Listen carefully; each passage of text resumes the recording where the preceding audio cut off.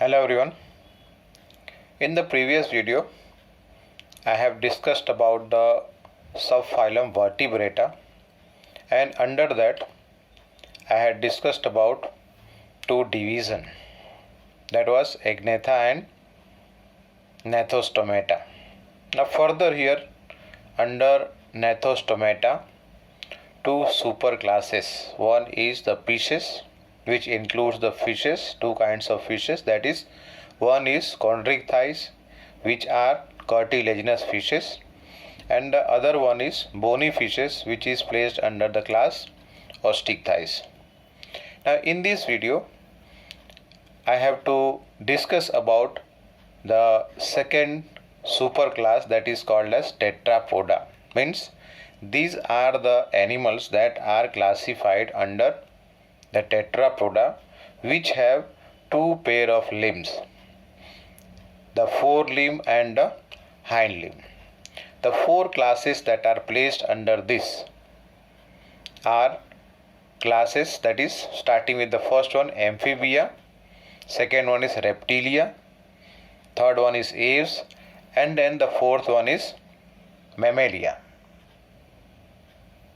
Now here I am starting with the first class that is placed under tetrapoda, that is about amphibia. Now here the animals which are classified under this amphibia. In Greek language, the amphibia can be broken into two words, that is amphi and bios. That is, amphi means dual and bios is life. Means what? The animals here, they exhibit dual life. Now dual life means over here that the animals are able to live in water and also on the land. Means they are aquatic, at the same time they also can live on the land, that is terrestrial, with ease. That is, easily they can adapt to both these habitat, aquatic and also terrestrial. When we talk about frogs, which are placed under this class, that is amphibia, initial life of the frog, it is in the water, where the eggs are laid, the sperms are laid, at the same time fertilization takes place externally, and then initially when they come out of the egg after the development, they are called as tadpole, and initial life they spend in the water. Let us see one by one all the characteristics that the amphibians possess. So first of all, that is their life, means they can live in water and also on the land. Then their body is divided into two parts mainly, head and trunk. Head and trunk. Over here neck is not visible, and they have two pair of limbs, that is forelimb and the hind limb. And in some members tail may also be present, like salamander, it has a presence of tail even. They do not have scales. Now before this we have discussed about the chondrichthyes and osteichthyes. They have scales, but here in case of amphibians they do not have any scales here. Means the skin is moist over here without any scales. The eyes over here, they have the eyes which are having the presence of eyelids, and ear over here, external ear is not present, but the ear is represented by a tympanum, that is a small spot like on the skin surface, that is just behind, it is located just behind the eyes. In this figure, if you see the frog here, just behind the eye, this part over here, this is the tympanum actually, which is doing the function, or which does the function of a functional ear, that is the tympanum. And the top figure over here is of salamander, that is salamander which has the presence of even tail.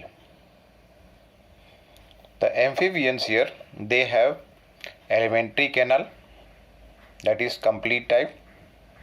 They have excretory system and reproductive system. Now all these three systems, that is alimentary canal, excretory system and the reproductive tract or reproductive system, all three systems open to the exterior through a common opening. That common opening is called as cloaca. The structure is present in case of amphibian, also in case of reptiles.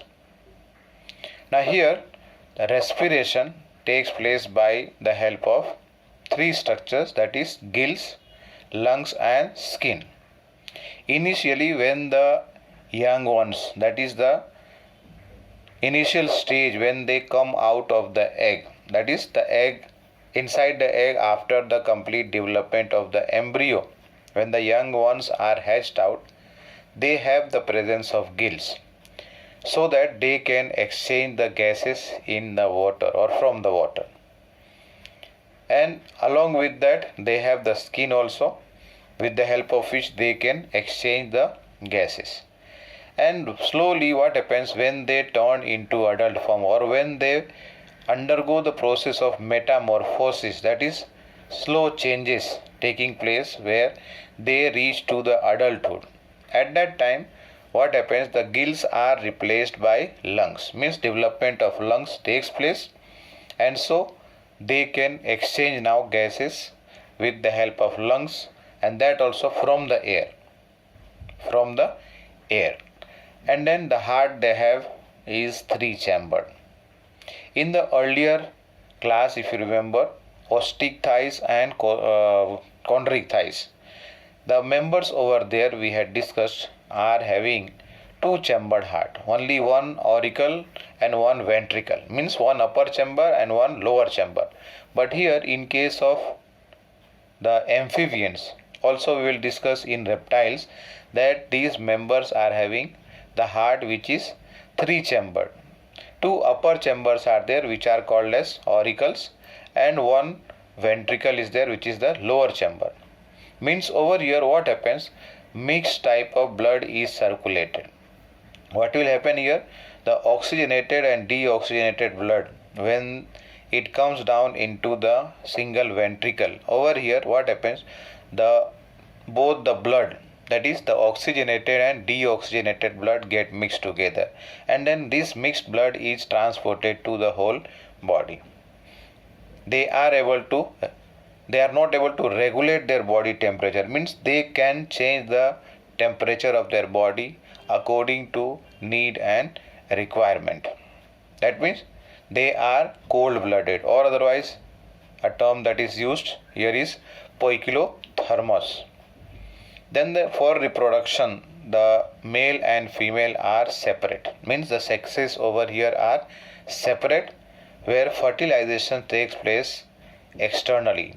Means here in case of the frog, let us say, the male and the female, they have to pass out their sperm and the egg outside their body, that is in the water, and then in the water, that is outside body, fertilization takes place, and then further developmental stages follow after that.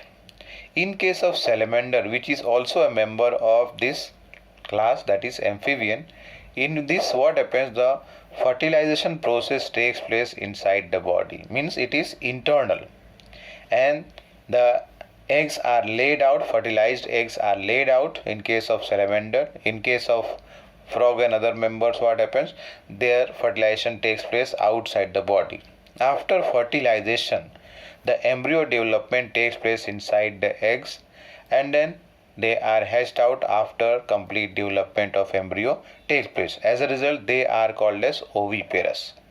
And over here development is of indirect type, because the life cycle of these members involve metamorphosis, means they have different developmental stages before reaching to the adulthood.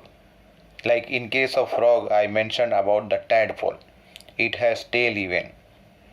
So slowly what happens, as it undergoes the developmental stages, the tail vanishes, or tail is no more present in the adult form. The examples that are included under this class amphibian are the toad. Frog is there already. Frog scientific name is called as Rana. Scientific name is Rana tigrina here. Species name is tigrina. Here the toad, second one, the scientific name is Bufo. Salamander, scientific name is Salamandra. Tree frogs are there. They live on the trees. So that is scientific name is Hyla. And one limbless amphibian is there, which is called as over here as Ichthyophis. So that was about the amphibians. Now coming to the second class here under Tetrapoda is class Reptilia. Now here the members of Reptilia, as the name suggests, Reptilia or reptile, they have a creeping or crawling mode of locomotion. Means their belly with the help of or on the belly they crawl or they creep on the surface where they are having the movement or displaying the movement. Now here in this case in Latin language, rapier or raptum means to creep or crawl, and because of that the name of the class has come as Reptilia. That is what in the beginning I said, that they have a creeping or crawling mode of locomotion. They live on the land. Some members are still there who live in water, like crocodile, tortoise. They live in water, but they are actually reptiles because the characteristics that they have, that characteristic is of the class Reptilia. Coming further, the body over here, the body is covered by skin which is cornified, which is dry first of all and cornified. Epidermal scales or scutes, means over here the skin is covered, or otherwise body is covered first of all by dry cornified skin, epidermal scales or scutes. Now what is the meaning of this word cornified? Cornified means horny layer. Horny layer means it is not smooth over here. Then coming further to the ear, like in case of amphibian, they do not have here external ear, and tympanum represents the ear here also, in like it was in case of amphibian. They possess two pair of limbs, that is forelimb and hind limb if present. Here the snakes also belong to the class Reptilia, but they do not have limbs. So that's why here two pair of limbs are there in those members who have limbs. But in case of animals like snakes, they do not have limbs. The heart here is usually two-chambered. Members are having three-chambered, not two-chambered, three-chambered heart they are having. But in case of crocodile, it is having four-chambered heart. Now this three-chambered heart, in that two upper chambers are there, which is two auricle and one ventricle. That is, upper chamber is auricle and the lower chamber is ventricle. In this little bit advancement is found here, advanced than the amphibian, because the third chamber here is half divided. It is not completely divided. If it would have been completely divided, four-chambered heart would have come here. But in case of crocodile, that four-chambered heart is present. Again, this group of animals are cold-blooded animal, means they are poikilothermous. And the snakes and lizards, as they grow up, what happens? They leave their skin, means that is called as skin cast actually, means they shed their scales or the skin cast. The reproduction here takes place because reproduction here is involving two different individuals, means here the male and female sexes are separate. The reproductive system in a member or individual will be either the male or the female, like other animals we have been talking. Fertilization takes place here internally. In case of amphibian, what happened? The fertilization takes place generally by external means or in the surrounding medium where their eggs are laid out, except the salamander. In case of reptiles, the fertilization is internal. The male member has to pass the sperm, that is a male gamete, into the body of female, where fertilization takes place internally, and then the eggs are laid out, inside which the young ones, that is the embryo development, take place. And so that's why they are oviparous animals. And development over here is direct type. As the development is completed, or after the development of the embryo is completed, the eggs are hatched out, and these members, that is the young ones, they look like their parent, that is the adult form. And that's why here development is direct type. The examples that are included here is turtle. First of all, turtle, which is scientific name is chelone. Then testudo, tortoise. Chameleon, that is the tree lizard. Calodes, garden lizard. Crocodilus, crocodile. Alligator, same name, common and scientific name here, alligator. Hemidactylus, that is the wall lizard that we generally find in our houses. And then the snakes also belong to this class. Some of these poisonous snakes, like first one is cobra over here. The scientific name is called as Naja. N-A-J. Scientific name. This is genus name. Even the species name is same. Naja. Then krat. Scientific name is Bengarus. And vipera. Scientific name is Vipera for viper.